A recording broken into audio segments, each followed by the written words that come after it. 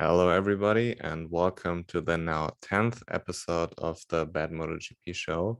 We finished a astonishing weekend in Catalunya with a lot of drama, and we're here to discuss it all. So, Keelin, you enjoyed the races? Hello, Leo. Welcome back, everybody. We've made it to the number of Luca Marini in terms of episodes on the Bad MotoGP show. Of course, we make it relevant.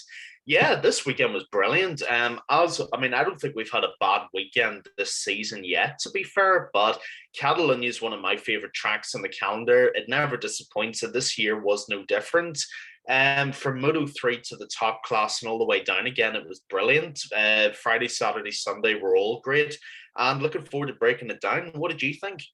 Yeah, I thought the MotoGP race was amazing for all the wrong reasons because the racing in itself wasn't very competitive. I mean, Fabio was ahead like 5 seconds, and we had some drama with crashes, what you don't want to see, the late drama, what you don't want to see, all of this.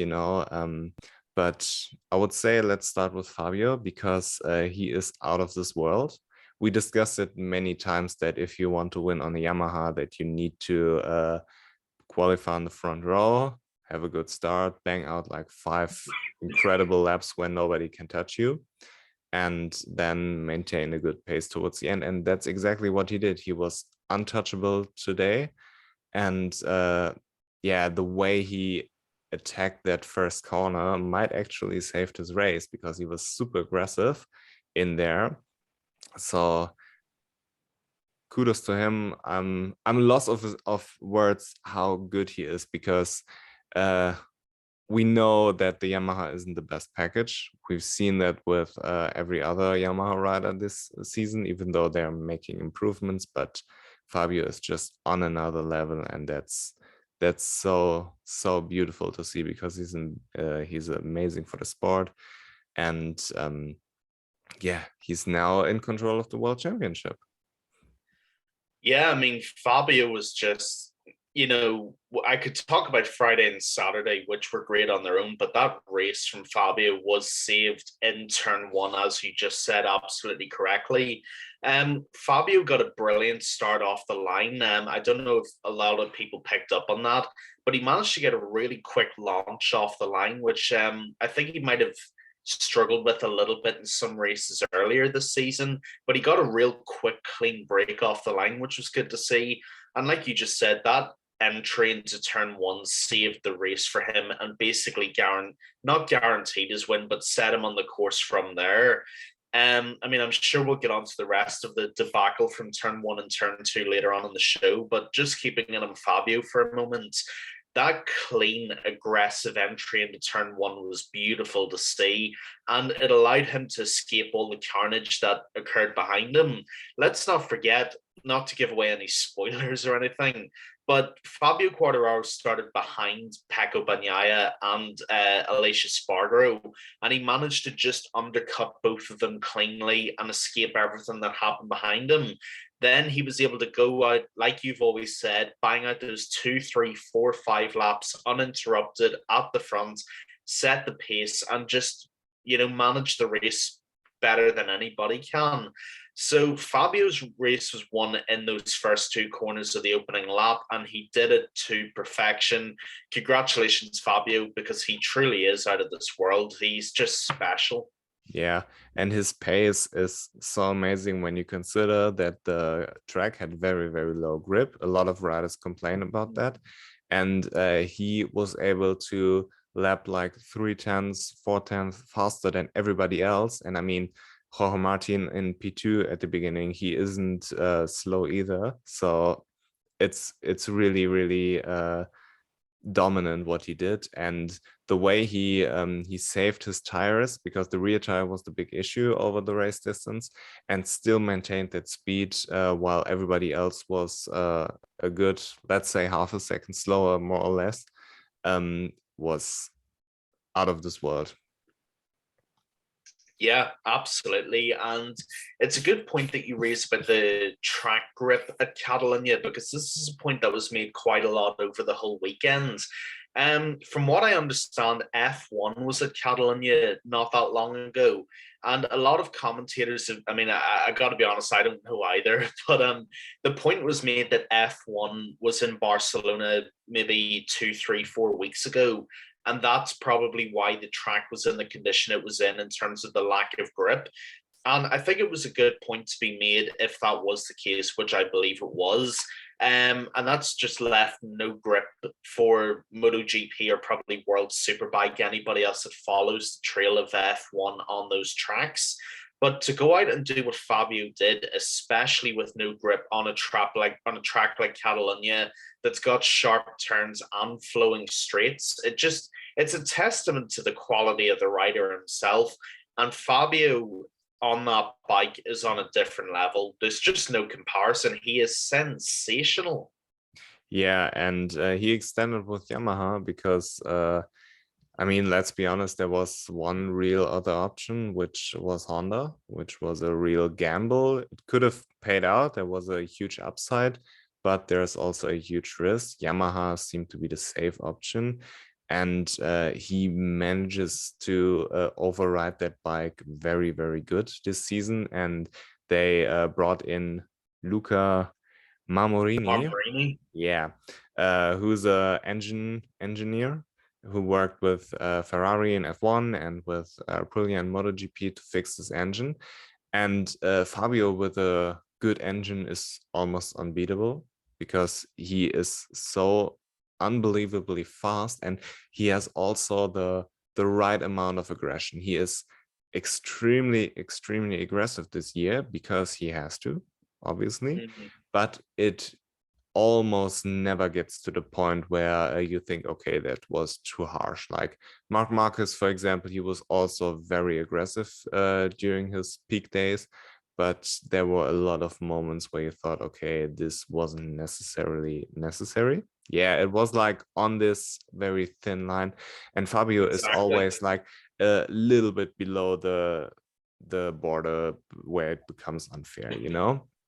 And that's really impressive. So let's hope Yamaha can pick up a new staff of engineers. I heard a lot of Suzuki engineers are free now. So yeah, maybe they can fix the engine, and even without it, he's so good. And I believe actually that Yamaha will improve over the next 2 years because they simply have to. I mean, yeah, it's evident. Yeah, I couldn't agree anymore, Leo. You're absolutely correct. I do think when it comes to Fabio, because obviously we only find out this weekend that he has extended with Yamaha. Now, I can only assume, and this is just an assumption, but it is my own view, that the development of that engine is a huge part of why he's re-signed, and the promise of a better bike. Obviously, that's what everybody wants. But there's two very interesting developments here, and we've already mentioned one of them, which is Luca Marmorini, who did a lot of work with Ferrari, as you said, in Formula One, and he redeveloped and redefined the Aprilia V4 in MotoGP. So that's going to be big for Fabio in these next 2 years, and probably the remainder of this year also. But what's also very interesting, and I can't remember where I saw this, I think it might have been motorsport.com or somewhere like that. I can't remember exactly where, but apparently in Iwata in Japan, Yamaha's headquarters, apparently there's been a lot of internal movements within their MotoGP division, and a lot of their Japanese staff have been redeployed to European positions to work on the MotoGP team. Now, I don't know what that means one way or the other because I'm not a Yamaha executive, obviously. But what I can only assume is that that means that they're putting a lot more impetus on this M1, and they're putting a lot more impetus on its development towards the end of this year and the following 2 years. And I would guess that is what convinced Fabio to re-extend with Yamaha. I would assume that the likes of Merigali and Lynn Jarvis have shown him that they're serious about giving him the bike he finally needs. And if we get Fabio a bike that's actually uber competitive, then the rest of the grid could be in real trouble. Yeah, and you don't know what's going on behind the scenes. Maybe they have already an engine on the in the factory where they say, okay, this one is good, but haven't tested it properly in MotoGP, but maybe they have some insights. You don't know. Imagine a Yamaha V4. Yeah, maybe.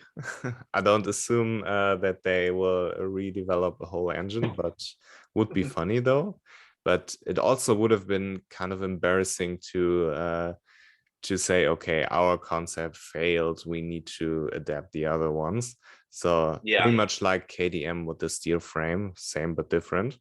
But yeah, imagine the other Yamahas with a strong engine. Darren Binder did good today. He finished in Darren Binder 12th. did really well today. Frankie finished in 13th. And my understanding is that he's struggling to keep corner speed and struggling to be on the brakes, because that's where a lot of Fabio's time comes from, because it obviously doesn't come from the straights.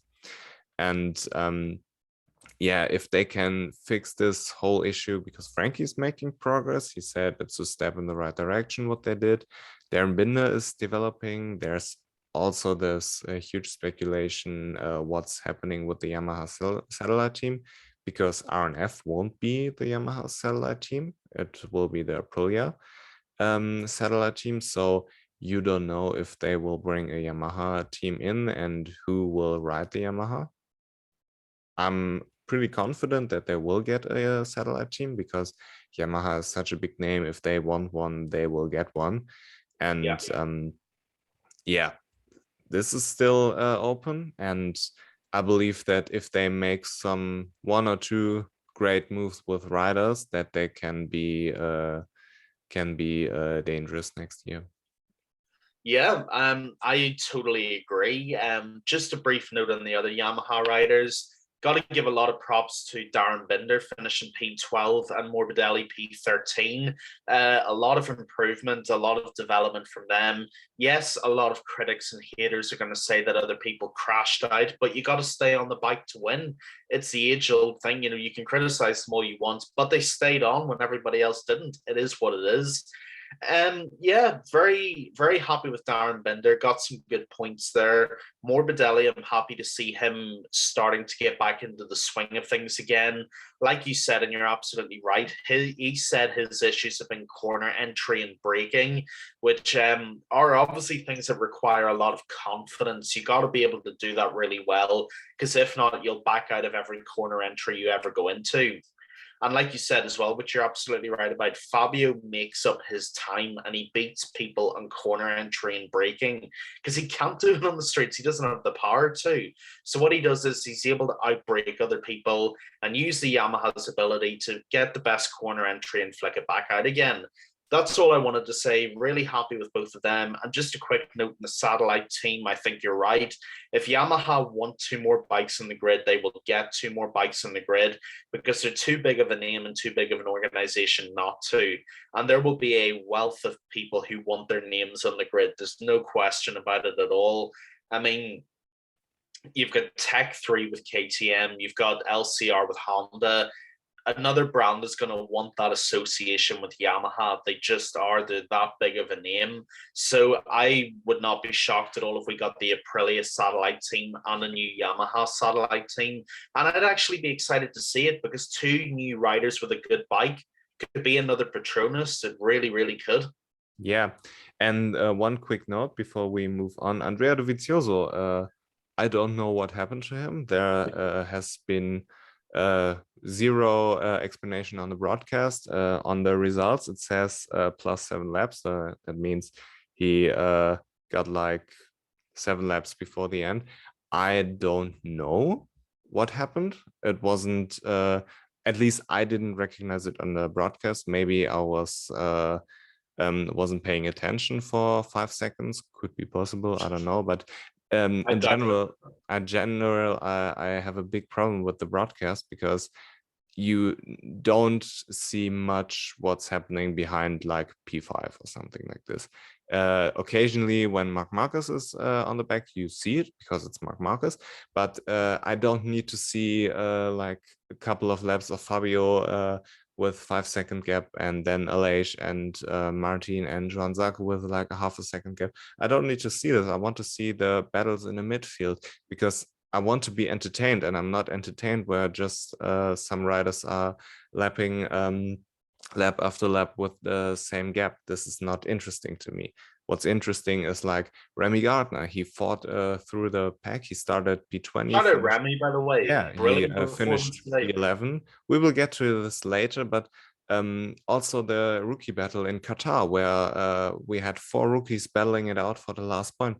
We didn't see anything, and I have a big problem with this, and I would like Dorna to fix it if this is possible, because yeah, it's getting ridiculous that we only see like the top 5 riders and occasionally someone behind, you know? Yeah, absolutely. It's something I'm not a fan of at all either, and it's something that I'm really glad you bring up. You know, I don't just want to see everybody who's at the front. I know who's at the front. You've just shown me who's at the front. Show me a bit of the midfield battle. Show me the battle towards the rear. I want to see people who are actually making up the rest of the pack, trying to climb up through the race. Fabio's ahead by 5 seconds. I know he's ahead. I've seen it for the last 5 minutes straight. Show me, you know, Brad Binder and Oliveira, to their credit, did a lot of good work climbing up to 8th and 9th. Show me something like that. You know, like you said, Remy made it up to P11. Show me him climbing up. You know, the thing is we do see a lot of crashes and a lot of battling at the front, because that's where a lot of action happens. But the things like Dovizioso retiring, you know, other guys not finishing, like Bezecchi, we just about caught. You know, I'm trying to think of the other example. Like did Gian Antonio? I don't think I saw that either. There's a lot they showed the replay of the crash, but yeah, but we didn't see it in real time. We didn't get to see why he crashed out. You know, there's so much action we're missing out on by only focusing on the front 5 or 6 riders.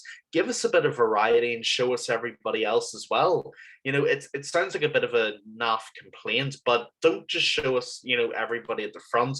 Show us the people working their way up the pack as well, because it does get boring. I agree with you. Yeah, and I mean, we had like 5 replays of the Nakagami crash, which was too bad in itself. And apparently everybody is fine. Alex Renz kind of injured his left wrist, and Takaki Nakagami got uppercutted by Pecco Bagnaio's rear tire, but seemingly everybody is more or less fine. But yeah, I don't need to see this crash 5 times and then nothing else, because it's to your point, it's very difficult to time every crash in real time correctly. But I would rather see a replay, for example, of the Di Giannantonio crash and understand why it happened. You know, maybe a battle where you see someone crashing, you can kind of understand why they crashed or how the race unfolded for them. You know, and this is completely missing. We don't know nothing except the top 5, 6, 7 riders. You know. And this is bad for me, because I'm here to get entertained, and I would rather see a battle for the last point between 4 riders than a rider at the front with 5-second gap. You know, this is basically it. Yeah, exactly. I couldn't agree more. And it's like we've just said there already. You know, Remy started towards the very back of the grid this race, and he managed to work his way up to finishing 11th. I want to see how he did that. You know, I want to see him fighting with the Michele Piros, the Espargaros, people like that. I want to see him, like, this is the best finish he's ever had in the Premier class. I want to see him fighting for that, and I want to see him with the likes of Raul Fernandez's and how they're doing. You know, bigger names who are towards the back, like Jack Miller, who only finished 14th. Show me a bit of that as well, and how they bounce back from that. I don't just want to see the front 6 every single race, because we know what they're doing. Give us a bit of variety, Dorna. We do want to see something else. Yeah, and maybe if it's impossible to show it too much in real time because of sponsorship money, maybe Monster, when they are leading the race with Fabio, they will complain if they don't get enough TV time, which is understandable. They're putting a lot of money in there, but at least show some replays, tell a little bit more of the other stories, because a race is telling so many stories, and you are pretty much reading only the first page when you focus on the top 5. and it would be nice to get a feel for what's going on behind. Not necessarily putting the camera all on this midfield or towards the back, but just give us a little bit more where we can understand what's going on and follow the race along, see some replays, see some overtakes, and not just the riders at the front. So yeah, that's basically it. I mean, they showed the Nakagami crash like 5 times, and I don't know what he was thinking. He completely ruined Penko's chance of winning the championship by now, pretty much, because it's with Fabio's consistency, it's getting very, very, very difficult to catch him. And I mean, I guess now's the time to discuss the crash, because it took Pecco out, it took Alex Rins out, and Takaki Nakagami just went too aggressive into the first corner. His front tire slipped, and the rest is history. And I don't understand how you can be so aggressive in the first corner and throw caution to the wind and just say, fuck it, I'm here, I'm gonna brake later than you, and don't worry about the consequence. I mean, he put himself in huge danger, which every rider does, and it's a calculated risk, okay, but he put Alex Rins in danger, he put Pecco in danger. You don't know which bike is going to hit who, so you have to be extra careful in the first lap, and usually everybody gets it right, but Takaki Nakagami didn't. And last time in Mugello, he was kind of too aggressive and a little bit stubborn when Alex Rins overtook him and took him out, because it wasn't shown on the broadcast either, but on the video pass there was a little replay, and it basically was the, I don't remember which turn name it was, but after the Arribata turn is the chicane, where Alex Rins overtook him, and on the exit, so the second corner of the chicane, Alex Rins was on the inside, was carrying the speed outside of the corner, so naturally he was driving outside, and Nakagami was on the outside where there was no way to go, but Alex Rins is ahead, so I would like a rider to close the throttle a little bit and just live to fight for another day.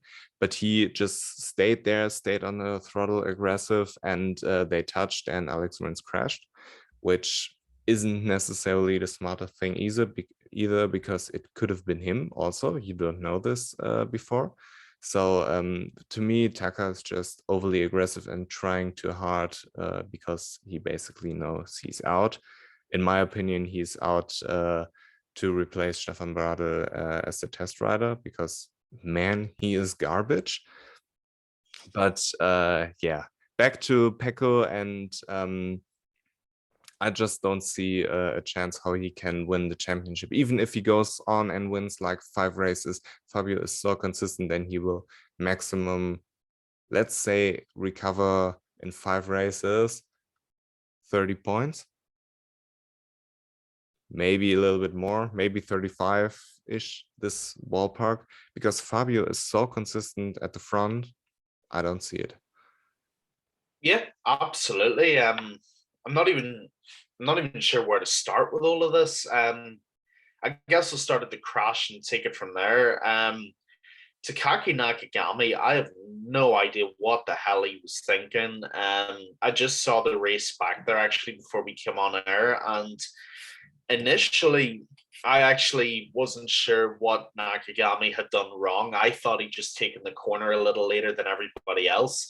But when I watched it back, he completely overshot it, shot from one side of the track over to the other, over to where Alex Rins was, tried to recover it by braking, folded the front end, put his visor into the rear tire of Pecco Bagnaia, and then knocked Alex Rins flying 2 weeks in a row.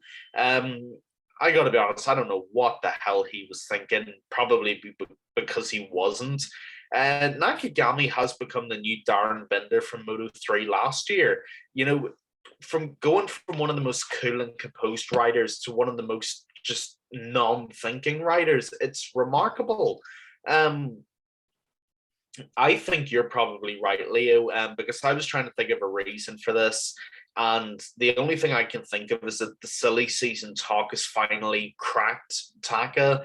I think he realizes he's on his way out, and he's trying so desperately to overcompensate for it that he's now taking out other riders.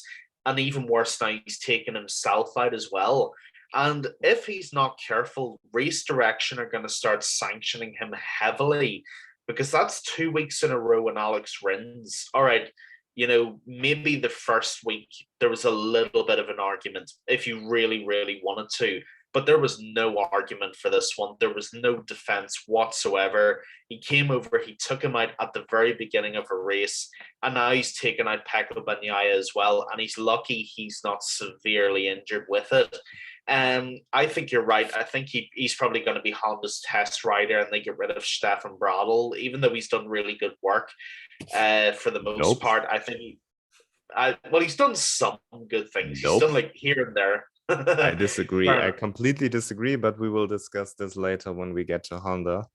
Yeah, fair enough. I try and give Bradl his credit where it's due, because he is a former world champion, but he will be out because they need someone who's just going to bring something different, and Nakagami will bring that. As for Alex Rins, who is no longer Alex Bins through his own fault, I feel really sorry for him, because he's been robbed of 2 good race finishes consecutively by Nakagami, and he has every right to be pissed off, because I would be. I absolutely would be. Renz has come into some really good form. He's a very considerate rider for the most part. He's very aware of what's going on around him. He generally is of the live to fight another day philosophy. If he's in that situation with another rider, he will let them go to get the result. It's something he does a lot better than last year, and now he's suffering for that, and he should not be. And if I'm Renz, I am extremely angry. I'm extremely irritated. And, there's not much more I can say for him, because he's feeling everything I already know he does. I hope his wrist isn't injured too badly, and that he's able to come back in 2 weeks in Germany, I believe is where we're going to next. So I hope he's back for that and he's okay, but he should absolutely feel aggrieved, because I would. As for Pecco Bagnaia, I don't know if the championship is fully out the window, but he's made it so much harder for himself now. I just think the coolness and the composure of Fabio is making a lot of people break. And I don't think Pecco's broken yet by any means, but he is starting to crack.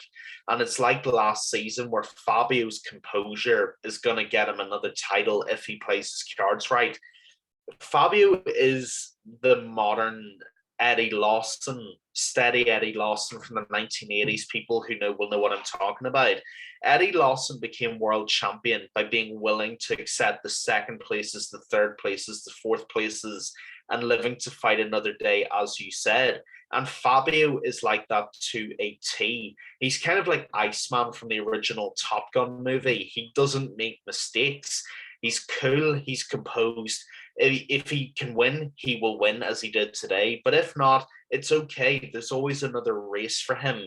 And that is where he thrives better than anybody. Psychologically, he's just there. He just is. And this is what Pecco has to start doing as well. I think in many ways I feel sorry for Pecco, because being the man at Ducati is such a pressurized situation. Because Ducati are, arguably the highest you can get, depending on who you support pretty much. And so he feels that pressure every weekend, every race, and he's got to learn to manage that better. He's basically got to do what Fabio did. He's got to get his head right. He's got to get his composure back, and it will start coming back to him. But as for this season, I think there is a strong argument that the title's gone, because even if he does come back, and even if he blows the rest of the field away for the next 4 or 5 races, Fabio's still going to be there. It's not like Fabio's going to DNF every race, because he doesn't. He's going to be getting second, third places. He's going to be eating into the deficit. He's going to be adding more points to his own tally. So Pecco, I feel sorry for, because this wasn't his fault. but he's gotta manage as much as he can for the rest of the season, or it could be curtains. Yeah, and I mean, what I don't understand is Taka pretty much ruined Pecco's chances of winning the championship. We could agree on this. He made it almost impossible, let's say. And race direction has no punishment at all for him right now. I don't know what they will do later on, but they penalized Tatsuki Suzuki last time out in Mugello for making Dennis Enchi crash, which was to me a racing incident. And Tony Abolini, we covered this. We had this wobble inside of Sam Lowe's where he eventually took him out. They penalized him, and they didn't penalize Takaki Nakagami, which to me is ridiculous because you're basically punishing the outcome and not the crime. Let's say metaphorically, you want to kill someone and shoot him, you get punished. But if you shoot, if you miss, it's still attempted murder, but you don't get penalized at all in the MotoGP world. You know what I mean? Because they're just punishing the outcome. And I believe this has to change. I believe that what Nakagami did is far worse than what Abolino and Suzuki did combined, because those were just racing incidents. And he's a repeated offender when we take Mugello into consideration. So I don't get what the race direction is doing. I mean, I usually don't get what they're doing because they're hugely incompetent, but it is what it is. Yeah, back to the racing. I would like to talk a little bit about Jorge Martin because he seems to be back. He seems to have figured out his front feeling. And when we talk about Jorge Martin, we have to talk about Enea Bastianini because it's always the discussion who gets the second factory seat. And Enea crashes once again. I mean, he's either win it or bin it. And I don't necessarily know who would I choose, but Jorge Martin, when he is back and he will have the surgery for his nerve damage, when he is fully back, I believe that Jorge Martin is the better of the two. Yeah, this is a really difficult situation because you have, on the one hand, you have Enea Bastianini, who has been little short of fantastic for most of the season. I mean, the guy has 3 race wins already, more than he probably ever could have dreamed of realistically.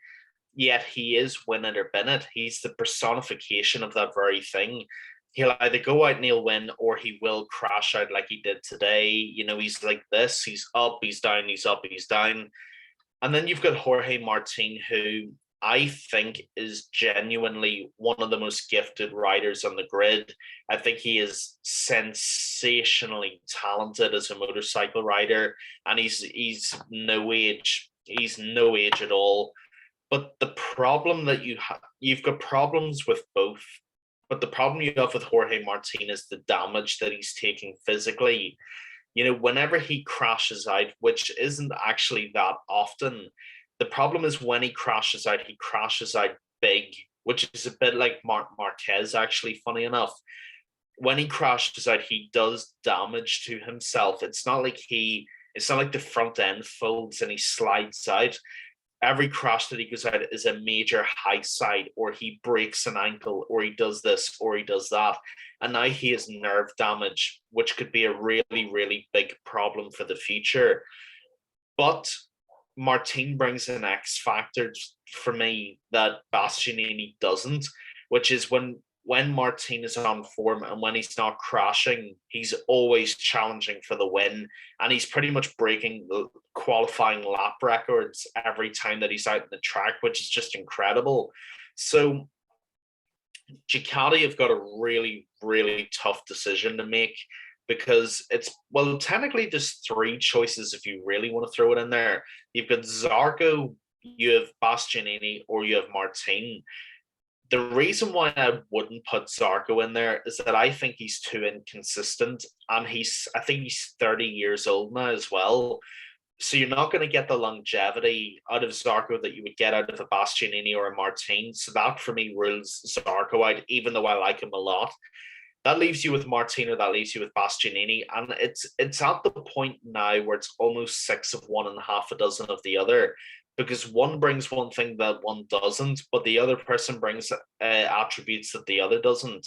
If it was up to me, I would be leaning towards Jorge Martin, but I can see why Ducati have got a real dilemma on their hands as well. Yeah, and let's talk a little bit about the silly season again. There are rumors that Miguel Oliveira will go to Gresini, and that means that Enea is leaving, because I don't think they will throw DJ out. So where is he going? The only valuable place inside the Ducati family for him, which is more valuable than the Gresini team, is the factory seat. He doesn't want to go to Pramac. He doesn't want to go to Valentino Rossi. And if you gave him the chance, stay at Gresini or go to the factory, I believe he will just take the factory because of prestige. But on the other hand, if you give Jorge Martin if you don't give Jorge Martin the factory seat, I believe he will be extremely pissed off. But there's a possibility of staying with Pramac because it's simply the best seat, in my opinion, you can have in MotoGP. You get full factory support without the factory's responsibilities. I mean, look at all the events all the factory riders have to go. At Pramac, you don't have to in this extent, I mean. And yeah, my point basically is that when you take all the rumors into consideration, it looks like Bastianini is going there, but I would tend to take Martin because MotoGP does its best to prevent overtaking. So qualifying becomes more and more important. And who's the best qualifier on the grid? I believe it's Jorge Martin. And also from a talent perspective, let's say we have like an NFL draft type scenario for the MotoGP. The first pick would either be Jorge Martin or Fabio. One of the two. I don't think there will be anybody who can compete with those two when you consider their age, their talent, the upside they have. And yeah, so I would take Jorge Martin as well. But Joan Zarco, I don't see it because I believe we've seen the ceiling of Joan Zarco, and the ceiling is second place. And when you want like a better Jack Miller version, go for Joan Zarco. If you want to solidify Pecco as your top man and have like a solid number 2 rider, then Joan Zarco is the perfect man. But if you want to have another challenger for the title, you need to go with either Bastianini and Jorge Martin. And they're good in their own right. So difficult, but I believe because of all the rumors that it will be Bastianini who will be moving up to the factory seat. And considering all the options that Jorge Martin has, it will be either Repsol Honda or it will be Pramac, because Pramac is a pretty good seat in my opinion. Leo, I actually have a deeper question here. And if you're watching this is something I'd love your feedback on as well. Is there any real benefit to being in the Lenovo Ducati seat? Because I think Pramac is actually better than the factory seat. And I'm going to tell you why, aside from the reasons that you've just outlined. You don't have to go to those events that you mentioned. You're absolutely true. You don't have the pressure of the factory team, because basically people's opinions on you change from race to race if you race for the factory team. And there's one other big benefit as well. Not only do you get full factory support, but you actually have a bike that you know more about, because you get a year-old bike in some cases from Ducati. There's actually more development and knowledge about that bike than having to mold the new bike that you get in the factory team. So for me, and this is of course just my opinion, if I was Jorge Martin, based on what I'm capable of and based on the results that I'm getting, I would actually let Bastianini go into the factory team because I'm not seeing the benefits that outweigh leaving Pramac. I actually think you're right. I think right now on the grid, Pramac Ducati is the best seat of any manufacturer or any team. You've got an unbelievable bike that's regularly topping the speed charts. And you have Jorge Martin, who's molded to that bike like a glove, who can ride it unlike anybody else. And you're just able to qualify brilliantly as well with factory Ducati support. The question that I'm asking is there any real benefit to moving up anyway, aside from name? I don't think there is. There are 2 or 3. First one is prestige, because you're the factory rider, you're the top dog. And if you're in a highly competitive environment, which is MotoGP, and you have a lot of competitors, a lot of alpha male type of human beings, you want to be on the top, you want to be world champion, and you want to be a top of the food chain rider at your manufacturer. So the prestige is A, you want to be the factory rider. B, the money is a lot better, I would assume. I don't know, but I would assume that you get more sponsorship money and more money from the manufacturer. And the third part is I tend to believe that the factory riders have more say in which direction the bike will get developed. But right now, if you're Jorge Martin and you see what's happened to Jack Miller, who was doing brilliantly at Pramac, and you see what's happening right now with him in factory Ducati, would you really move up and leave that behind? I get what you're saying. I do. I think those are valid factors. But to me, the only real factory worthy seats right now are probably factory Yamaha if you're a Fabio Quartararo. And maybe, well, actually, Aprilia doesn't count because they are the only bikes on the grid. Realistically, if you're factory Yamaha or factory Honda, it's worth it. But if it's factory Ducati, I'm not really seeing the practical benefits that outweigh leaving Pramac. That's just my opinion, but I'm not seeing it. Yeah, but would you let the development of the bike be in the hands of other riders? Or would you rather Look at what develop? Jorge's doing now. Jorge doesn't have a say in the development, and he's doing better than Pecco in some areas. Does he really need that? Jorge seems like he can work with whatever's given to him.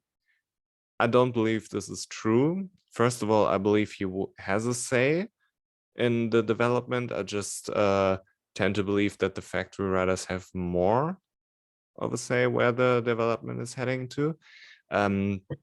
Second of all, I believe that when you have a good bike now, you shouldn't rest on your laurels. You should develop it further, because we've seen how quick it can go downhill. So you should always position yourself in a position.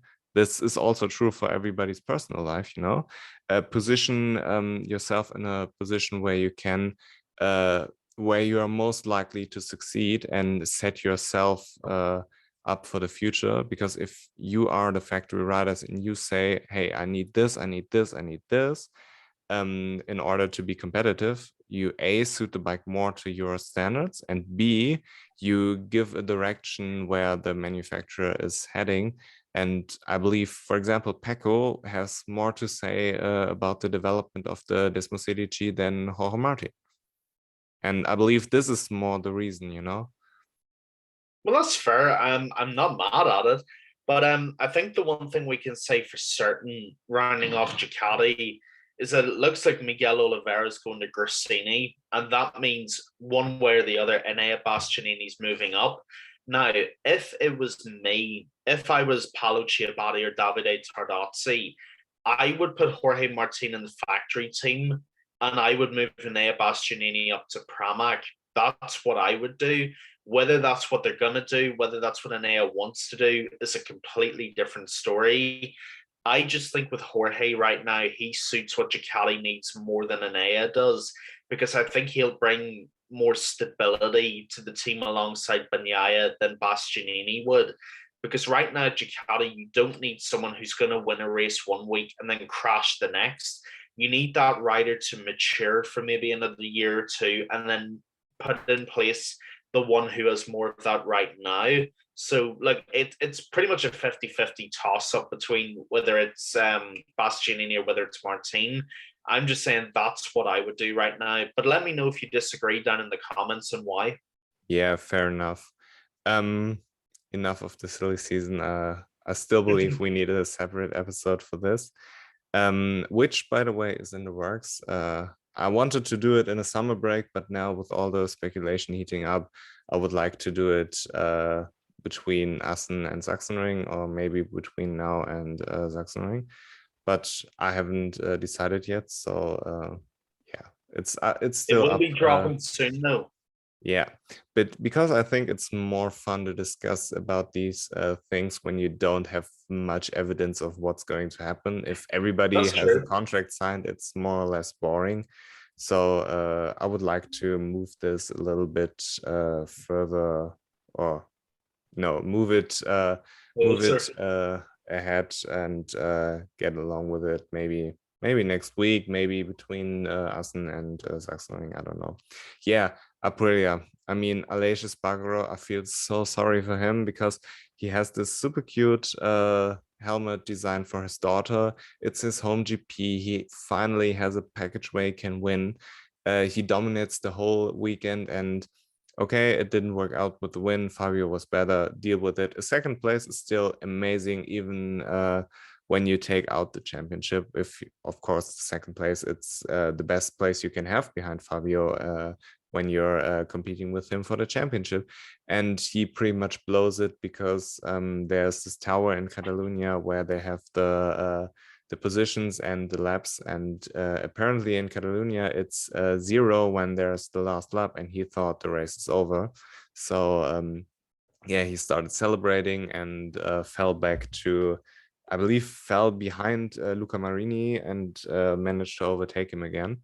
And yeah, I feel so sorry for him. I mean, it's his own stupidity. He needs to do better, and he should have known because it's literally in his backyard. I mean, it's not like they're there for the first time. He should have known, and to be fair, he completely owned it.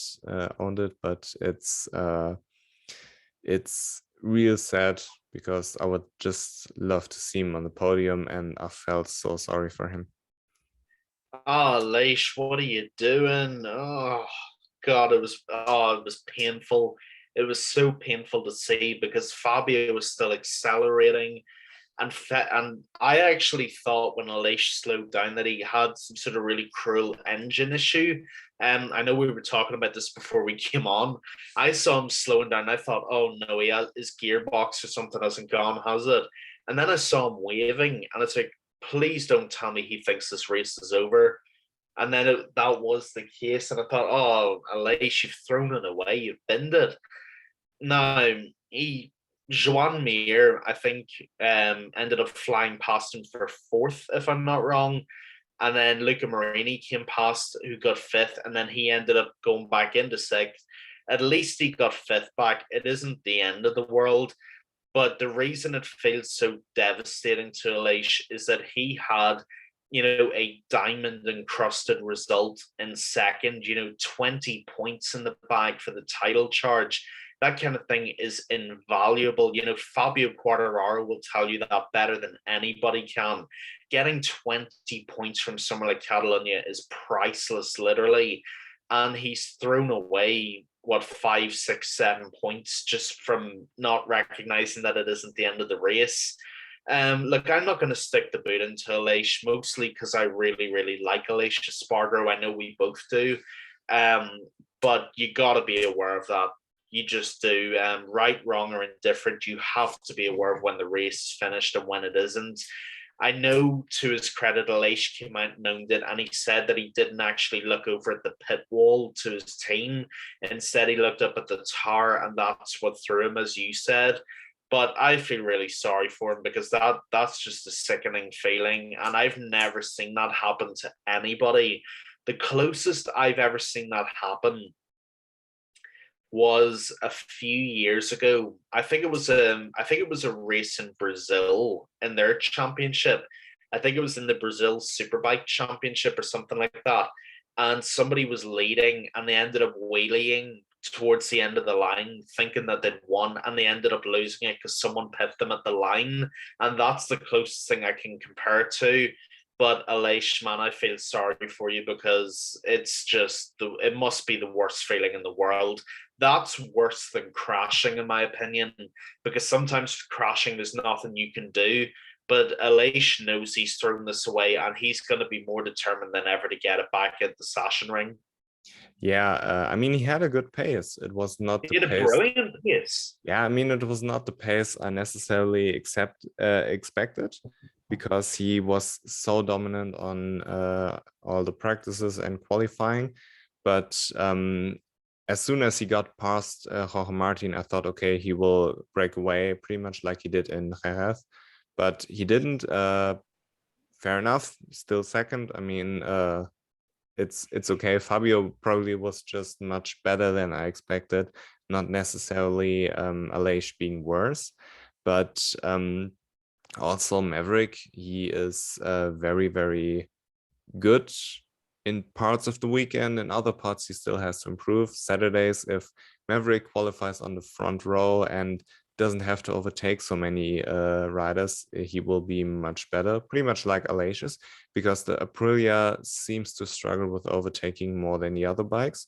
Aleix is complaining about front tire pressure, and Maverick, he manages to overtake a lot of riders on the back, but he was stuck behind Luca Marini and couldn't get past where okay, Maverick, when he gets clean air, he will be faster. And he had the soft rear tire in, which basically begged for a good first 5 laps. And yeah, that's the area where Aprilia needs to improve, because LH2, he had issues with overtaking in the past. And yeah, I thought he would be able to break away. I thought Maverick would maybe be better, but 7th is still okay, considering that he has the contract in the back right now. Fair enough, develop, but he seemed to be happy, so I'm happy too. If Maverick is happy, I'm happy. And yeah, Aprilia needs to fine-tune a little bit there, you know? Yeah, I got to be honest with Maverick. I was actually quite happy with his result. I think 7th is very decent, and considering his Saturday, as you said, he's definitely adapting to Aprilia really well, and he seems extremely happy there, which is the priority, of course. Yeah, he's adapting really well. He's getting some very positive results. But the key point with Maverick Vinales is what you just mentioned there. His Saturdays, if he can improve those, he will be winning races. I think that is a very fair statement, because his Fridays generally tend to be really good. I think FP1 or FP2, him and Aleix did a 1-2 for Aprilia ahead of, I can't remember who it was ahead of, but they did a 1-2 in one of the FP sessions. And then Saturdays, he keeps getting mixed up. Like sometimes he has to go through Q1 and then Q2. He's always in that 7th, 8th, 9th area. If he can improve that, and if he can get that nailed down, him and Aleix will be a real force at the front of the grid, because he is an exceptionally talented rider. Even when he was at Yamaha, we knew he was talented. But if he can get that together and get that nailed down, then he will start getting the results that he dreamed of, no doubt. Yeah, I mean, I believe he can match Aleix, at least. Oh yeah, I agree with you absolutely. Like Maverick, even when he was at Yamaha, and even though it was funny at the time, we both agreed that he was one of the most gifted riders in the grid. You don't get the wins that he did and the performances he did by being average. You just don't. Maverick was brought in to partner Aleix and to match the results that Aleix gets, and he's more than capable of it. We know this. If he can improve the qualifying and get that 1 lap pace on the Aprilia down and fine-tuned, he will be matching them. I'm totally with you, because he's capable of it. He's proven he can do it. All he has to do now is do the Nike thing and just do it. That's it. Yeah, and lucky for him, there's a test coming up. Maybe that's the reason why he's happy. So because he has to test again and can finish the test first. So Maverick doing his role as a test rider, is where he excels. But you know who needs this test dearly, which is KTM. And I prepared a little bit something about Miguel Oliveira. Last year, he was over 30 seconds faster over the race than today. Okay, there are different circumstances, different track conditions, and he was fighting for positions where you tend to be slower, but you don't want to be half a minute slower over a race distance where you won last year. And Fabio actually was exactly as fast as he was last year, where he had this issue with his leather, so the pace was slower than last year. It's evident, but it's different because Fabio was eight seconds slower than Miguel was last year. So the winning pace dropped off about 10 seconds. And if you're Miguel, to triple this is unexcusable. Rather, if you're KTM, to triple this, because I believe it's not Miguel's fault. I mean, Binder and Oliveira did damage limitation. There's nothing much to discuss here because we don't know what they did because the broadcast didn't show anything. And B, it's just the same old KTM story, which we discussed 1,000 of times. So yeah, that's basically for the factory boys what I have to say.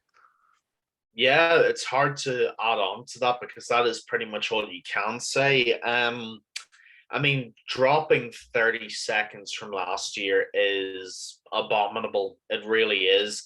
That's the kind of figure I would have expected from a Yamaha, if I'm being honest. If it had been Fabio or Frankie or someone like that, I could have understood it because of the issues that they have. I would have understood it. But for KTM to drop half a minute over a race pace it is unacceptable. You're absolutely correct. It is unacceptable. And Binder and Oliveira did a good job with damage limitation, perfect phrase to use there. But as a project and as a factory team, your aspirations cannot be damage limitation every race because you're gonna get nowhere. It cannot be reduced to that. It's got to be something more. You've got to be forward looking and forward thinking. And the fact that that bike, that RC16, has regressed so much in a year, that is very bothersome to me because every bike, with the exception of Yamaha, has either gone forward or gone to the side, and the KTM has gone backwards. If anything, they've added a reverse gear to the bike because they've gone backwards so badly. It's unexplainable. And don't get me wrong, 8th and 9th on paper is not the worst thing in the world. If anybody else looked at that, they would say respectable result. But to be 30 seconds off the pace, that there's a problem there. There really is. And KTM need to get their shit together and fast because they are spiraling, and they are spiraling further and further and further away from race wins. Aprilia have kicked it up 2 gears. Suzuki kicked it up a gear. Yamaha look like they might be finally showing signs after about 6 to 7 years of doing something. KTM have got to get it together and fast, or they're going to be in real trouble. Yeah, and regarding the difference to last year, a race has many factors in where you can think, okay, maybe that's the reason why he's slower. He was stuck in traffic, whatever.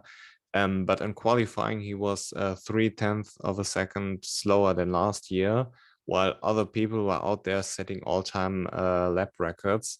So something is wrong with KTM. They're developing backwards, and this is not good because it looks like, another speculation about silly season, that Miguel is leaving, and there's nothing certain with Raul Fernandez. There were rumors last year that he didn't want to be here, and I don't think this season necessarily changed his mind.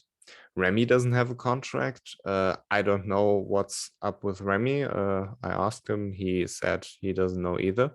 He said if KTM wants him, he will be back. But basically, that's the state.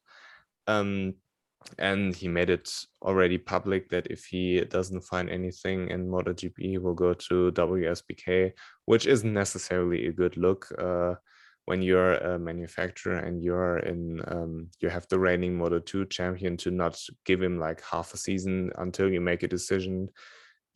It's bonkers to me, and you do need some consistency in order to develop the bike. And if they're cleaning the house, bringing Jack Miller, Raul Fernandez leaves, hopefully Remy stays, because I believe that A, structure is important, and B, I believe that KTM as a general manufacturer is a good employer.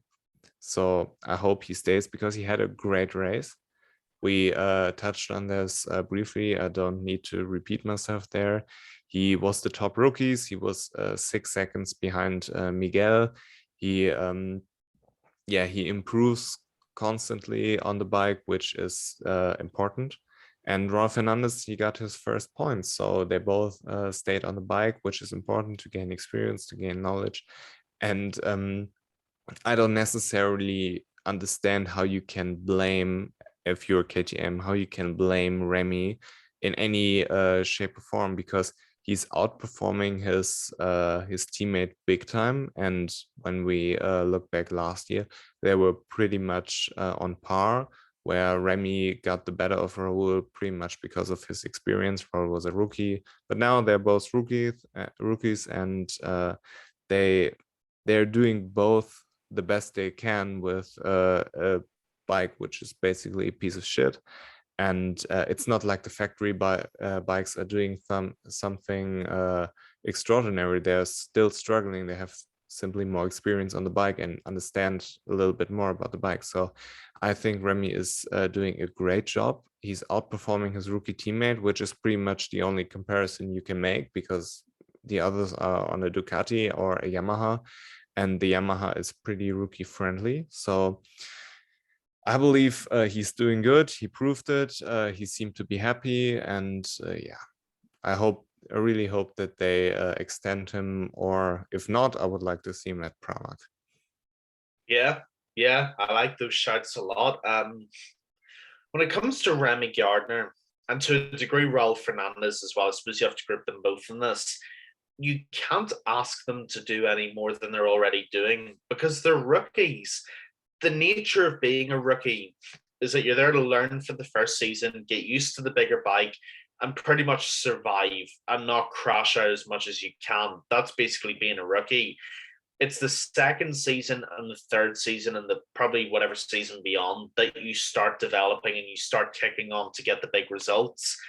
And the fact that Remy is in this limbo is quite shocking to me personally, because he, like you said, he's been consistently outperforming his teammate Raul, who's been making all the noise about being, and I know we joke about this, but Raul's been, Raul made all this noise in preseason about being the moral champion and basically saying that he would outperform Remy at every race, when I'm not sure there's a race he has outperformed Remy at. And KTM have a real problem. In Indonesia in the rain.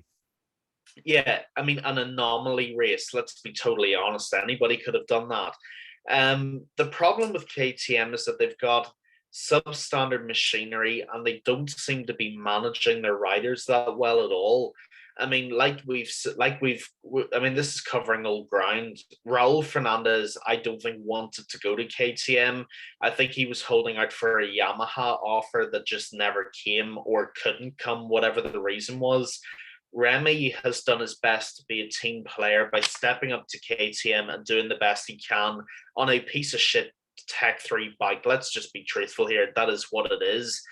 So really, KTM have got a situation now where they're going to need to fill a Tech 3 seat, possibly, and they're definitely going to need to fill a factory seat. Now, we think it's going to be Jack Miller going to factory KTM, which is all well and good. Don't get me wrong, I love Jack Miller. But we've got we need Tech 3 sorted, because Tech 3 is going to continue to be a problem until it's addressed. And I'm not sure what you do there, if I'm honest. I think if Yamaha get the satellite team that we mentioned, you might try and go for Raul Fernandez, maybe pair him with Darren Binder. and then you bring in someone into Tech 3 alongside Remy. That's the only thing I can think of. But the point is, one way or the other, KTM needs to address these problems or they will sink them. Yeah, and I mean, you see it pretty much at Honda. You need consistency to develop the bike. If you don't have consistency, everything's going downhill. And the second thing is, I think you can evaluate a rider properly after 3 years. You have the rookie season where everything can happen or everything can't happen. And you have the second season where you can improve and get your feet wet in the, I would say, get your feet wet with developing the bike, understanding the bike, set the base in the rookie season and then move forward from that on. And in the third season, I would say you completely understand the tires, the bike, the electronics, everything. You have to understand it. You should have developed as a rider to adapt your riding style to the MotoGP class. And you should be able to give some inputs to the manufacturer to develop the bike.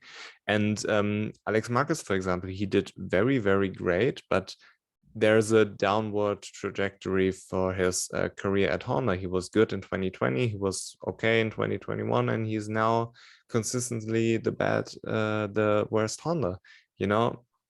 It doesn't look good. And after 3 seasons, I think you can say, okay, the rider has it or the rider doesn't. And I don't necessarily think that after a rookie season you can do it, especially if you have the reigning Moto2 champion in your team. So yeah, I don't know what's going to happen. I hope they will figure this out and have some continuity. Because if I was KTM, I would maintain both Raul and Remy. And yeah. So I would say let's skip to Honda because I already touched on Alex Marquez, who did very, very good. He had a brilliant start. He started last because of his incident in FP4, where I don't necessarily agree to let him start because he was whacked and he was concussed. So I don't necessarily agree with it, but I don't agree with many decisions the medical staff does at MotoGP. So maybe you just have to throw caution out of the window and say, fuck it, right? But there's a interesting piece I've read that the concussion protocol of the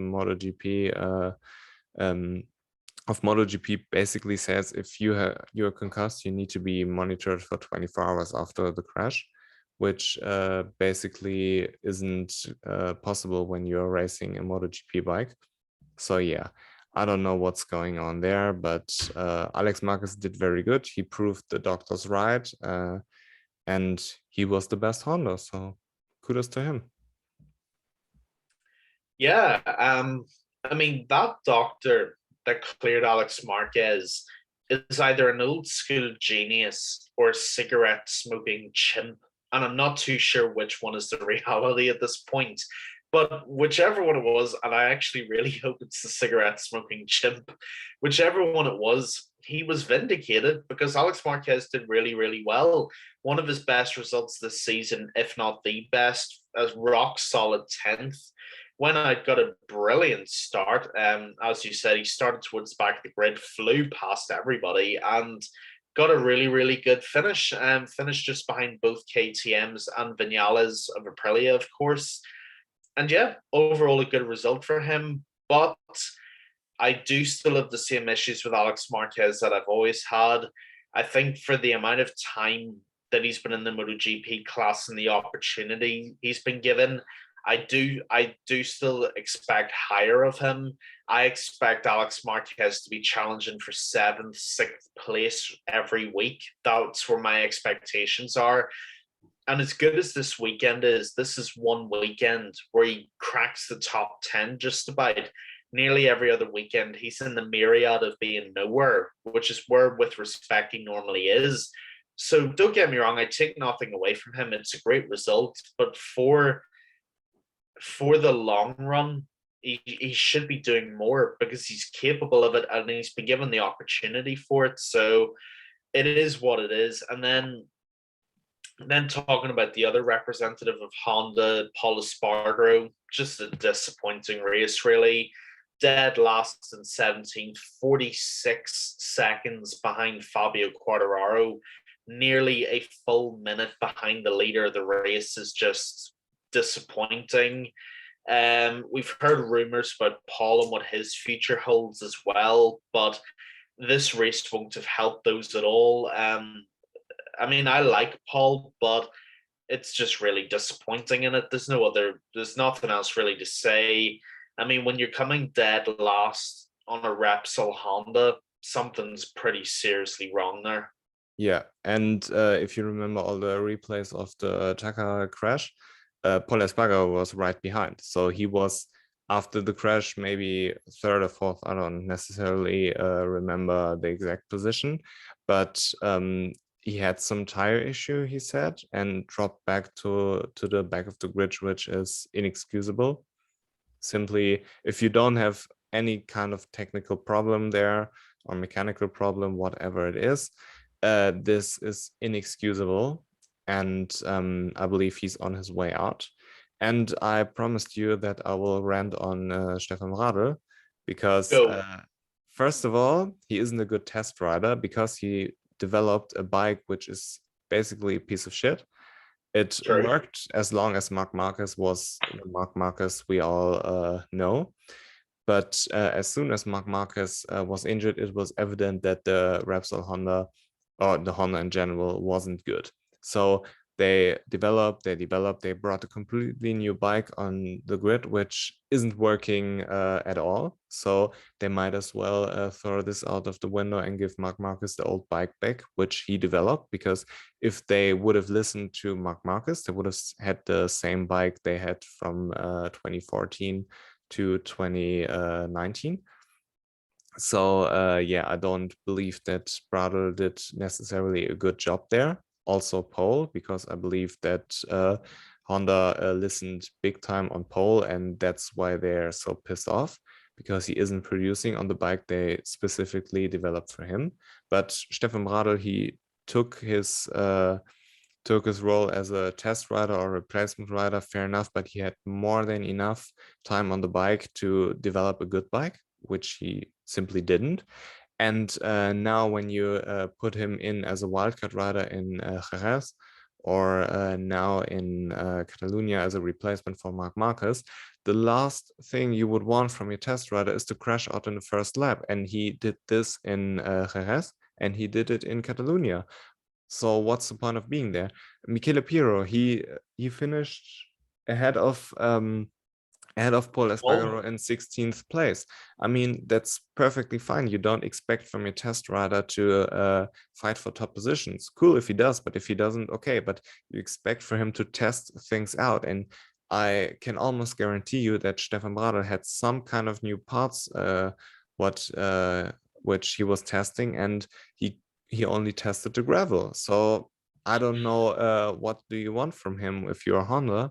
And I still believe they should sign Takaki Nakagami as a test rider, because Stefan Bradl isn't doing anything remotely productive for the manufacturer. So I don't know. But this also begs the question, what do you do if you're Honda? Because we also discussed that you need continuity if you want to develop a MotoGP bike. And what do you have? An incompetent test rider, you have an injured number one rider, you have Paul Espargaro, your number two rider, who is basically on his way out. You have Takaki Nakagami, who would be best suited as the test rider because he understands the bike, he understands the tires, and he isn't doing any good, but he's on his way out. You don't know if he gets maybe an offer from a different manufacturer. And you have Alex Marquez, who isn't doing anything. And if I'm Honda, I'm cleaning house and firing everybody except Marc Marquez, because simply he's my only hope. But if you're doing this, you have no continuity at all. Everybody's learning the bike from scratch again. Marc Marquez is on a bike which he didn't want. He wanted another bike, the bike he had in 2019, 2020.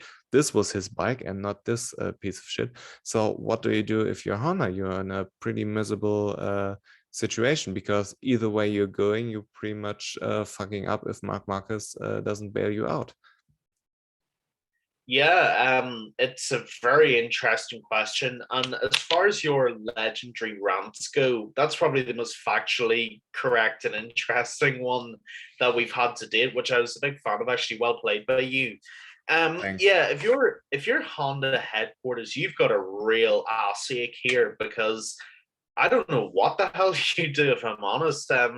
Like you said, you've got a test rider who's done good, but only done good because it's Marc Marquez's bike, and that's pretty much been his sole job, is working on the bike for Marc. You've got a number one who's an alien in terms of talent, but who can't stay healthy. You have a number two who's on his way out because he got the bike he wanted and he can't even make that work. And then you've got Alex Marquez, who realistically is there nepotistically because his brother's Marc Marquez. So realistically, the cleaning house option is a very valid one, and it's probably the one I would go with as well. I think if you want continuity, you keep Nakagami as the test rider because he understands the bike. And when he tried to use Marc Marquez's testing data last year and the year before, he did have some success with it. Not race winning success, but he did look better. So he at least understands how Marc rides, and he's going to be able to find a bit of a better balance. I would be getting rid of Alex Marquez because he just has not been doing enough for this seat that he has. And Paul's probably on his way out anyway. So what's very interesting about all of this, Leo, is that I actually have to throw this back a few episodes because we discussed this very thing. And I think it might have been maybe just before Indonesia, if I'm not wrong. It could have been a little bit before that again. And we basically discussed, you'll probably remember this, but we discussed, would we develop the bike around Marc or around everybody else? And I said I would develop the bike around everybody else because Marc Marquez can't stay healthy. The problem that I have now looking back on that, and I don't retract anything I said, but the problem with what I said on that episode is that Marc Marquez with one arm or Marc Marquez with no arms is still better than any other rider Honda can get, unless you're Fabio Quartararo.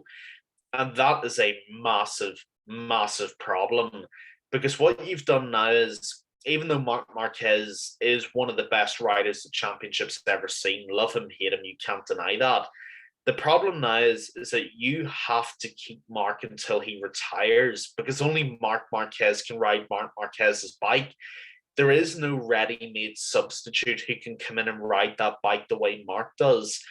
It's not like with Yamaha. If something happens to Fabio Quartararo, you can maybe go out and get someone else who can ride it.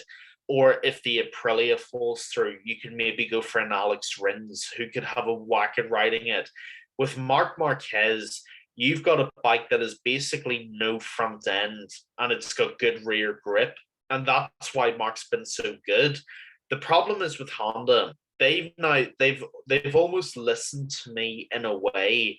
They've gone and developed the bike so that it has a front end, but still relatively good rear grip so that other people can ride it.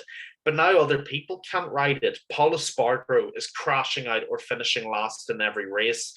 Alex Marquez can't ride it, and Nakagami can't ride it.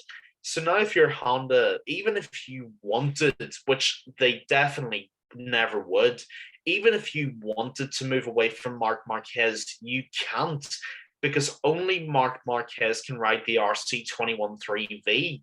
So you now have to keep building a bike around an injured rider because no one else can. No one else can use it the way Marc Marquez does.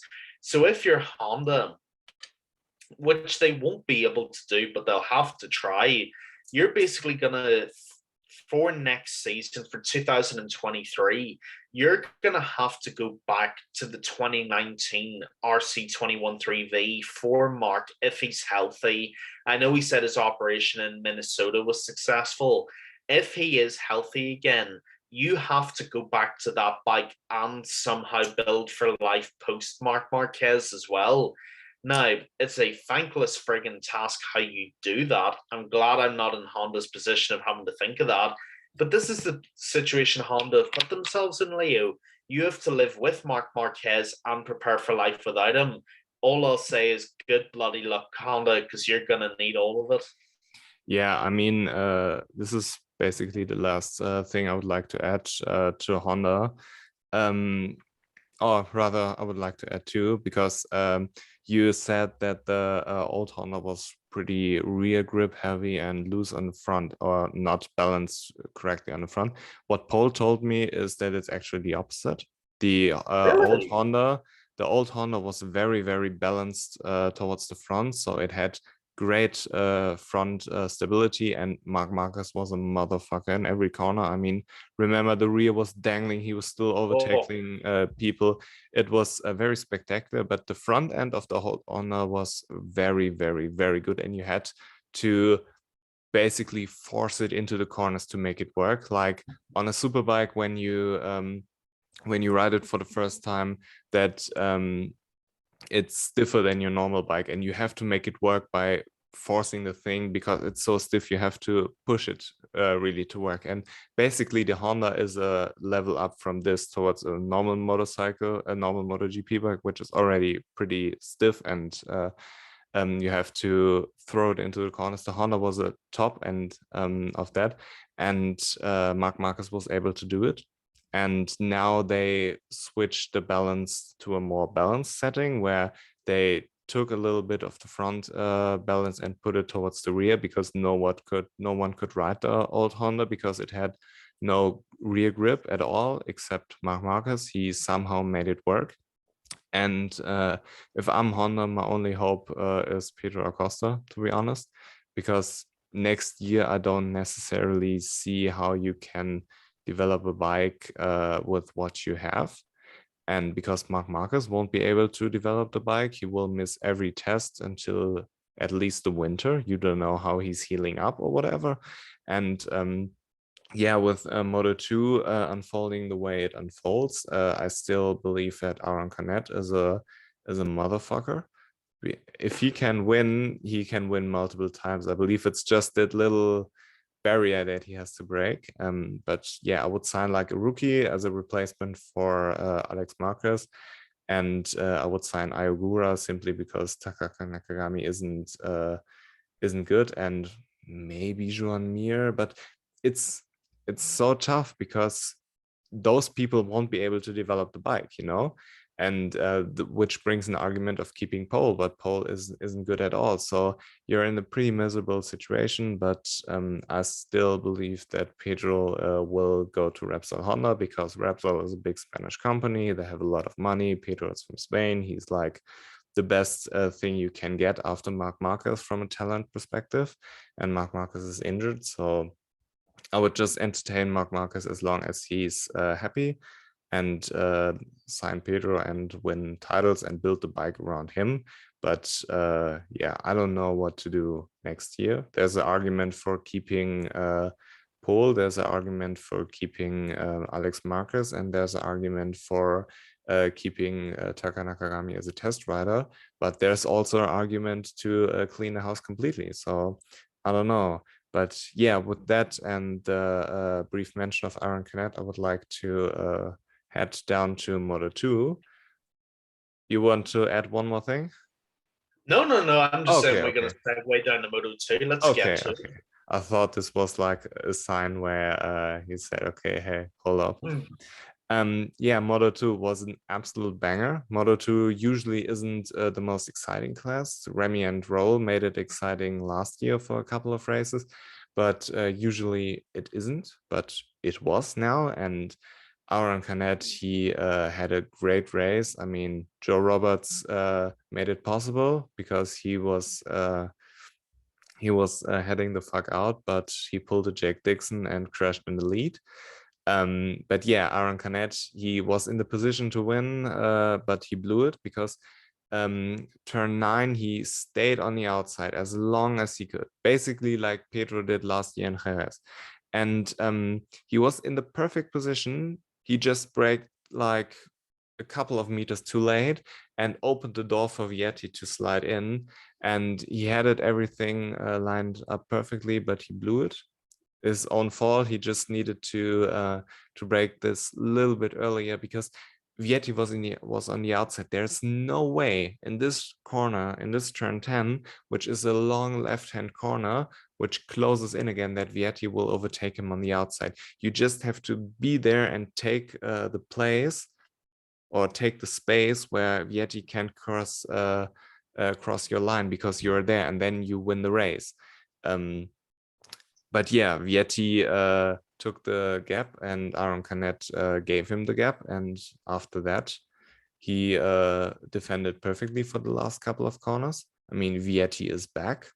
He had a tough couple of races, but he's back, so it looks good for him in the championship now. Yeah, absolutely incredible Moto2 race. As you said, a true banger of a race. First of all, I was gutted for Joe Roberts. Had a brilliant start to the race, leading as he did. But then, as you said, he did what Jake Dixon is known for, unfortunately, and crashed out while he's in the lead. By the way, the fact that Jake Dixon has become a verb is pretty disappointing, but it is what it is. But no, I'm pretty upset for Joe Roberts. He had a good start to the race. He looked composed, and then he just binned it, unfortunately. Aaron Canet was brilliant from beginning to end, even though he left the door open for Celestino Vietti. And when you have a rider who is as mature and as composed as Vietti, he's going to take that opening every single day of the week. And of course, today he did. Like you said, he held him off perfectly for those final couple of corners. And yeah, Celestino Vietti is back. Whether he ever went anywhere, I would argue that. But he had that disappointing crash out last time out. I do know that at Mugello.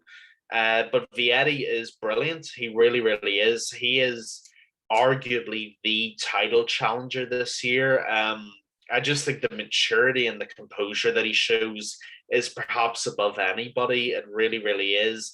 He knows when to overtake. He knows when to take those opportunities, and he knows how to shut the door behind him. So congrats to Celestino Vietti. Brilliant race. Aaron Canet, to me, is a bit like Pecco Bagnaia last year in MotoGP.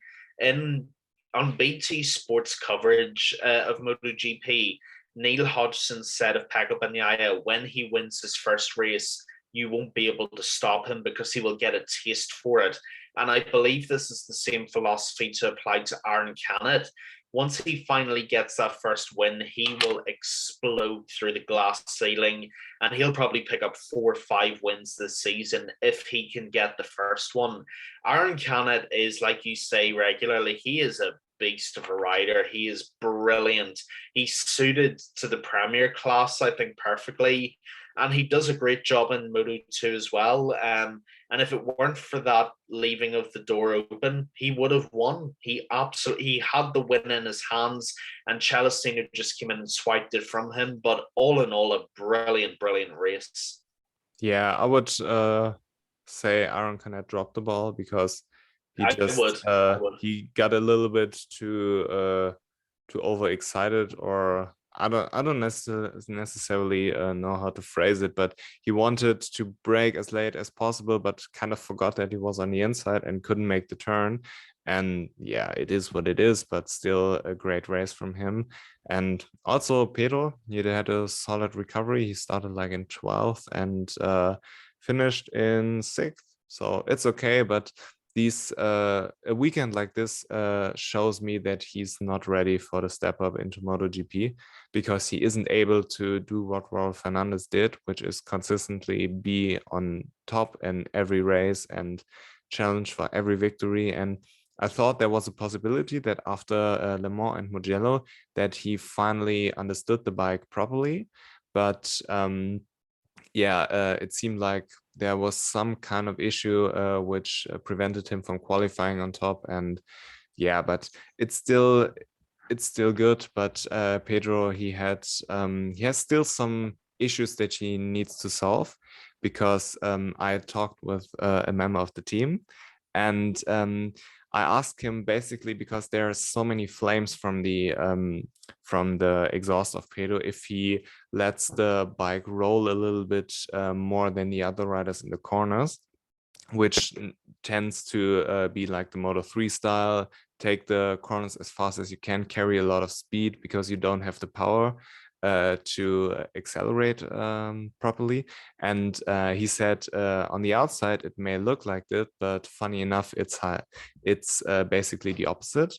And Pedro is really, really good at tight corners, like stop and start, for example, the more, or like this turn 10 in Catalunya, where you break deep into the corner, flip the bike around, and just accelerate out of it. And he struggles a little bit on those long corners where you hardly brake, and he just sends it in where he needs to go off the gas a little bit earlier and flow a little bit more, and he tries too hard on the entry there, and he should turn the bike more easily and focus on the exit, but he's pushing a little bit too hard there. Those are the areas where he needs to improve. And for all these reasons, I believe that he isn't ready to step up to MotoGP next year. I thought maybe if he finally understood how to ride a Moto2 bike properly and contends for the victory every race, maybe it would be possible. But the way it is right now, it's not. I believe it's not a smart move to move up to MotoGP. He just needs time. He's doing very well. He's developing exceptionally as a rider, but he still needs a little bit more time. And also he needs to learn all the new tracks where he didn't ride last year. Yeah, I agree. And I think on the last episode we did after Mugello, I think me and you both agreed that even if even if Pedro somehow won the title this year, I'd still keep him in Moto2 for another year to develop, to mature, to get used to those tricks that you mentioned, because the step up from Moto3 to Moto2 is much bigger than a lot of people think it is. A lot of people think it's just moving up to a slightly bigger bike than Moto3, when nothing could be further from the truth. With Moto2, there's a totally different way to ride the bike than in Moto3. Like you said, when it comes to rolling off the throttle, even the way you enter and exit corners, it's a completely different philosophy to a Moto3 bike. You have to be more measured. You have to take speed in different areas and decelerate in different areas as well. And once Pedro has those fine niches down in those areas, he will be as good as he did in Moto3, and he will get those same results. Of that, I've got no doubt whatsoever. But I agree with you. I think he should stay in Moto2 for this year and even for next year also. Grow, mature, develop, get with the bike, get that rhythm going, achieve what Raul Fernandez could in that consistency and consistently being on top, and then you're ready for the Premier class, and it'll work out better as well, because 2023 is going to be a jam for riders trying to move up to the Premier class anyway. Ride it out till 2024 and he will get his chances, no doubt about that. Yeah, and we briefly talked about it on the last episode, that if you are a good rider, on not necessarily a good rider, a world class rider, you don't ride with your brain, you don't ride with your eyes, you ride with a feeling. You know when the bumps are coming, when you get some kind of a state of mind, of a flow state, where you just flow around the track. You feel the bumps. You're like 1, 2, 3. Now I have to turn in. Now I have to have this lean angle, this slide on the rear. Now I have to flick the bike, something like this.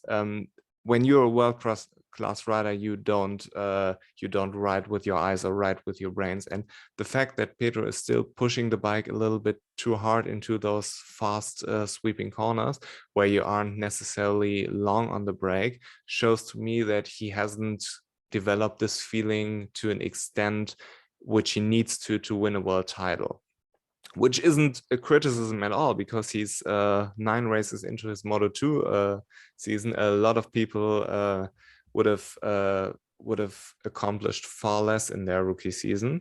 So, but it's just a sign to me that he just needs more time. He's still 18 years old and a couple of days. Give him 1 more year. In 2024, everything will be easier for him.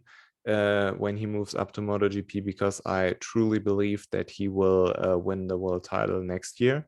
I don't see anything stopping him from this, because the top riders, in my opinion, should all move up.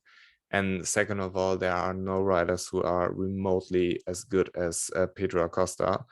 And I basically don't see it. And if Pedro is dominant next year, he can pick and choose wherever he wants to go. And Raul Fernandez this year is a perfect example that maybe it's not the best idea to move up prematurely. And I believe if Pedro somehow wins the championship this year, he should move up, because there's nothing to gain from Moto2 anymore. But if he doesn't, he should stay. As simple as that. Yeah, this is very fair. I agree with that estimation pretty much entirely, actually. And even focusing on the race itself, to get sixth from Catalunya, 9 races into your Moto2 career, brilliant, brilliant result. Very, very happy with Pedro. And it's actually funny, I'm just looking at the standings now for the race. And I actually think the podium for this weekend could be the podium by the end of the season. Vietti 1, Canet 2, and Augusto Fernandez 3. Like, when it comes to the title standings, I think that could be how things fold out at the end of the season. Just a little bit of trivia, and nothing more than that. But moving on, and one guy who I was very interested with, and I think you've got something to say about this as well, as Marcel Schroeder, kind of pulling out a P5 out of nowhere and under the eyes of many people as well. I got to be honest, I was really impressed with that. But I think we both have the same issue here with him. I think the fact that he had the hard rear tire, I think we probably expected a little more from him towards the end of the race. But what did you think of that? Yeah, I mean, first of all, congratulations to him for being in this place. It's not his usual finishing position, so he did very good. I don't want to take anything away. But if you want to criticize something, he chose the hard rear tire, which theoretically allowed him to push more towards the end of the race. And he basically was in this 5th position more or less the entire race. As soon as he got to this leading group, he wasn't able to advance. And Augusto Fernandez, for example, did it. He advanced, he overtook Jake Dixon, and Kenneth and Vietti, they managed to set the bar so high that Marcel Schroeder, even with the maybe tire advantage, wasn't able to overtake them. So I believe if you want to criticize something, this would be it. And when I watched the race halfway through, I thought, okay, maybe Marcel, he can do something. But it turned out he couldn't, which was rather disappointing for me. But in the big picture, still a great result for him, and I don't want to take anything away from him. Yeah, same as that. Very impressive to make it up to P5. Could he have pushed a little more? Maybe, yes, if not likely. But I think he'll be more than happy with that in the long run. Yeah. And last category, Moto3, which was another banger. I mean, the 2 big stories are Izan Guevara. He managed to break away. He kind of set the standard in the free practice where he was so unbelievably good.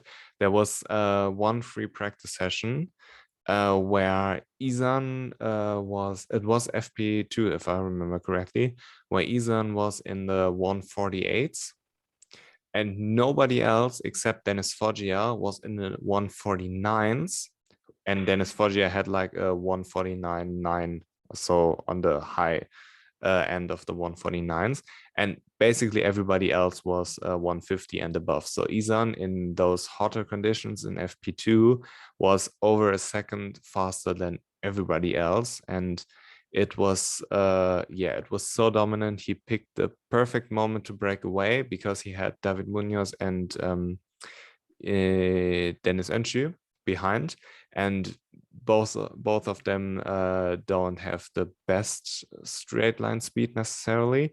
because A, they're KTMs and Honda is simply better than the KTMs, and B, Dennis Öncü, who was in second at this time, is a lot bigger than Isan.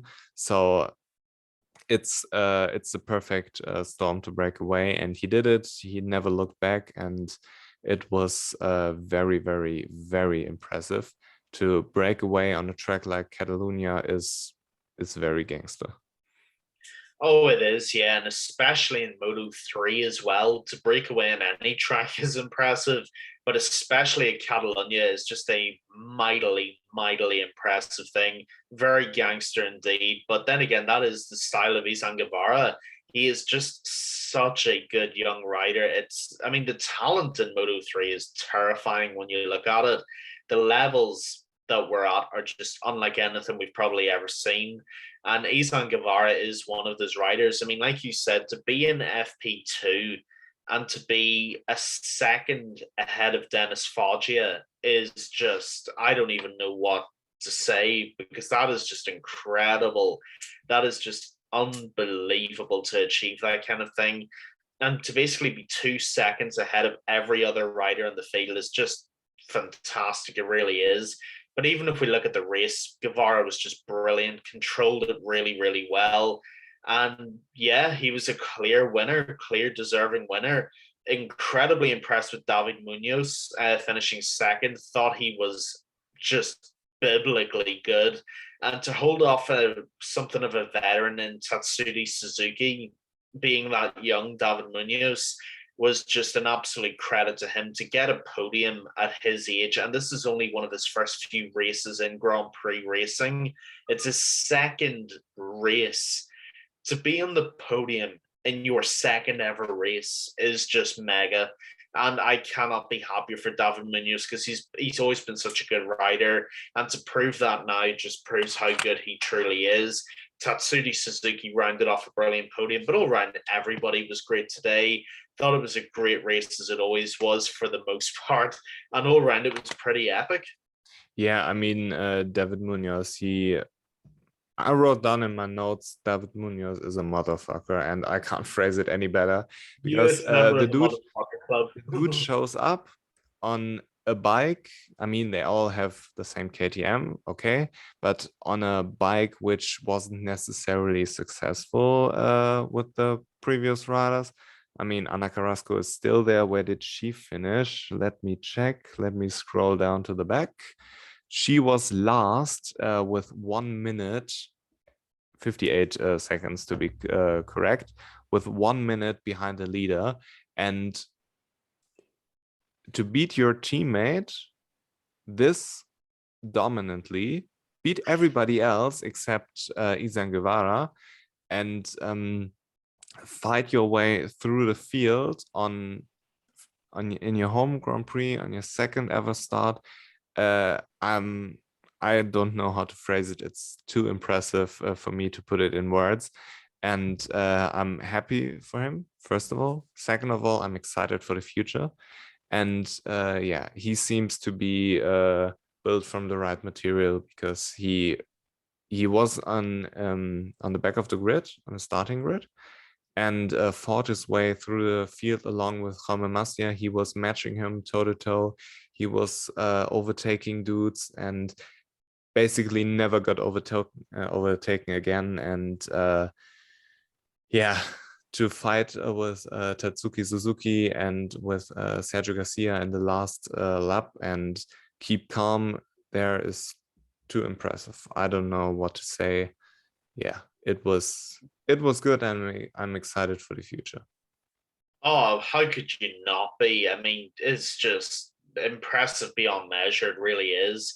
I mean, for me, I know it's a little bit premature with David Munoz, maybe, but I think him and Diogo Moreira could be the two stars of the future in that class. I think they're both just sensationally gifted riders. And to be able to hold off Tatsuki Suzuki, Sergio Garcia, Dennis Öncü, even Carlos Tatai to a degree as well, to hold off that caliber of rider, to get a podium in your second ever race, I don't even know what to say, but I am so happy for him. Yeah, and he has now 25 points after 2 races. He finished 11th in Le Mans. Very, very impressive. I feel very sorry for Dennis Foggia because once again he got unlucky. Word on the street is that he crashed on a tear-off in Mugello, which wasn't his fault. And his engineer basically said that his lean angle in Mugello wasn't as low or as high, whatever you want to phrase it, as it usually would be. So this speaks to this excuse. But yeah, now his chain came off. What do you want to say? I mean, he's back like 60 points now. He was back over 100 points last year. So if it's possible in Moto3, it is possible. But you got to feel for the guy because through no fault of his own, he had 2 DNFs. And yeah, he deserves better. There's no karma there. This is just cruel.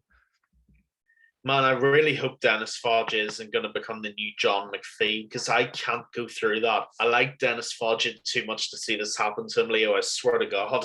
Yeah, I mean, talk about misfortune, you know. Starts the race really well. His chain comes off, of all things, and then to crash on Mugello last time out the way he did on a visor slip off as well. It's just rough. It really is. And Foggia was many people's pick to win the championship at the beginning of the season. I mean, he was one of my favorites. And look, I think he'll be back still. I don't think this is, a lot of people have been saying, oh, this is the end for Dennis Foggia. It's not the end, okay? It's just a couple of unfortunate races. He'll be back next time out in Germany at the Sachsenring, and he will get back in those good results. But unfortunately, I mean, that could have happened to anybody. That's just bad misfortune, as you said. And hopefully he will be back next time. That's all I can really say. Yeah, I will make a prediction. I believe Dennis Foggia will win the Sachsenring in dominant fashion, pretty much like Danny Kent did in 2015? 15, that's right, yeah. Yeah, 2015, where he just broke away from the field and took the victory by storm. I believe Dennis Foggia will do it on the same motorcycle, on the same track like Danny Kent did. And there's one little thing I would like to add before we wrap this off, which is today is Sunday. On Tuesday, I'll be flying to Palma de Mallorca to record the podcast with Joel Castle. So I'm really excited about that, really excited to talk to him. And about his race, he seemed to have no straight line speed at all. I will ask him what was going on because he qualified 9th. He had a very good start, was like in 6th or 7th place when he headed to the main straight, and basically wasn't able to close the gap to the rider in front at all. It looked a little bit like he was dropping off in the slipstream, and people were overtaking him, and somehow he managed to finish in the points. Let me check. He was in 12th, so he finished in 12th position. Very good, but I believe it would have been much more possible today if he would have been able to get a little bit more straight line speed. But yeah, I will certainly ask him. He has a great future, and it's these little things like a good qualifying, a good first lap, and if he sorts these things out, like we talked previously about rookies, it's all about gaining these experience and also making those mistakes and learning from these mistakes, or not necessarily his mistakes, but also the team's mistakes, adapting to him as a rider and working better together.